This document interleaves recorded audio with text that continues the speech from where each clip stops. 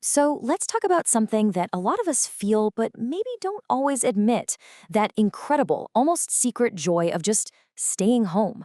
I mean, in a world that's always telling us to go out and do more, we're going to dive into why staying in isn't just an option, it's actually a vital necessity for so many people. Come on, you know the one. We all have that friend. Heck, maybe you are that friend, the one who's suddenly sick or just so tired or hits you with that classic, ugh, can we do a rain check? And it's so easy to take that personally, right? To think, oh, they're just trying to avoid me.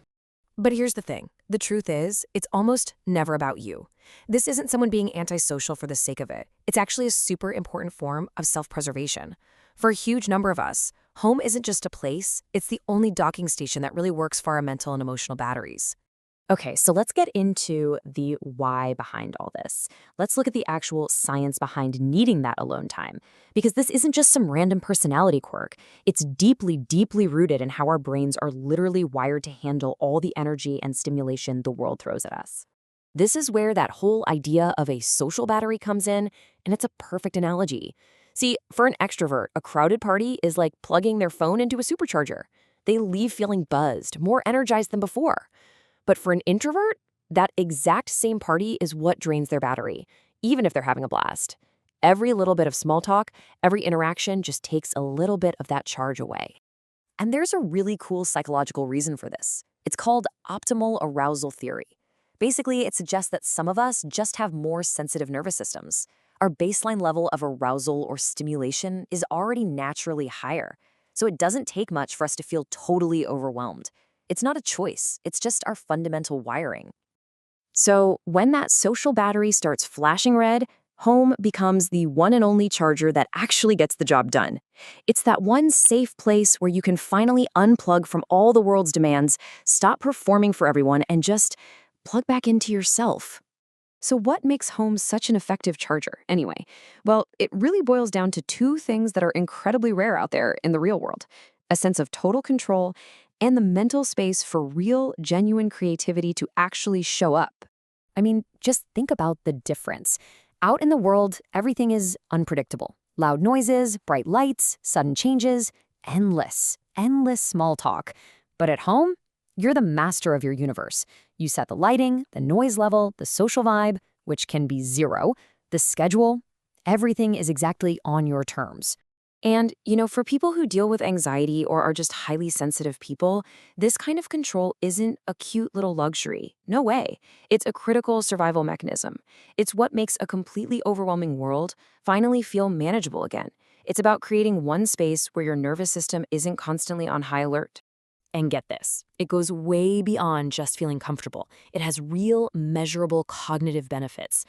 Studies have shown that when we're in a relaxed, quiet state, our brain shifts into something called the default mode network. Now, that's the brain state where we connect different ideas, have those amazing aha moments, and untangle really complex problems. And spoiler alert, that's not happening in a noisy, open-plan office. It's happening when you're just staring out the window at home. This is exactly why staying home is never, ever doing nothing. You're actively creating the quiet, fertile ground where your best ideas, your deepest thoughts can finally take root and grow, totally free from the world's constant noise. But, okay, we have to talk about a really important distinction here. Because it is so crucial to know when staying home is a healthy refuge and when it's starting to feel more like an unhealthy cage. And I want you to just pause for a second and really honestly ask yourself this, because the why behind your choice changes everything. Are you being pulled towards the peace and quiet of your home, or are you being pushed away from the world by fear? The difference is pretty clear when you lay it out. Healthy solitude is a choice. It feels good, it's restorative, and it actively recharges you so you can go back out and face the world again. Unhealthy avoidance, on the other hand, which is often linked to things like social anxiety or trauma, it feels like a compulsion. It's driven by a fear of what might happen out there. And it doesn't recharge you at all. It just leaves you feeling more and more isolated. All right, so for all of us who are choosing that restorative peace, let's just celebrate it for a minute.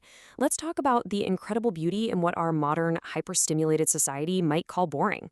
It's funny, if you look back 100 years or so, quiet living was seen as a virtue, a sign of a rich inner life. And I think we're finally starting to reclaim that. It's all about the richness you can find in these tiny, simple things. That first cup of coffee in the morning in total silence. Sinking into your spot on the couch. Just noticing the way the afternoon light hits the wall. These aren't empty moments. These are deeply fulfilling little rituals that keep us grounded. There's even a name for this. It's called a low stimulation preference. It's not a flaw. It just means you don't need the world to be a constant source of entertainment because you've recognized that your own inner world is already plenty rich and vibrant all on its own. And all of this leads to our final, and I think most important point. It is time to stop apologizing for needing this quiet time and to start reclaiming it as your right. And that means setting boundaries. It can be as simple as kindly saying, I'd love to, but my social battery is just so low this week. Can we do it next week? Or I'm protecting my energy today, but I'm excited to connect soon. It's about communicating your needs without having to make up excuses. So if you take just one thing away from all of this today, please let it be this. You are not broken. You are not weird. You're not boring. You are simply wired for depth over noise. You're wired for peace over the exhausting performance of being on all the time. So let's just completely reframe this.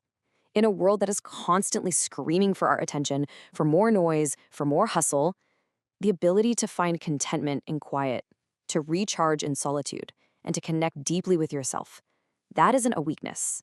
It is an incredible and honestly, an increasingly rare superpower. So I'll leave you with that. Think about it. What's that one small, quiet, supposedly boring thing you do at home that truly fills your cup?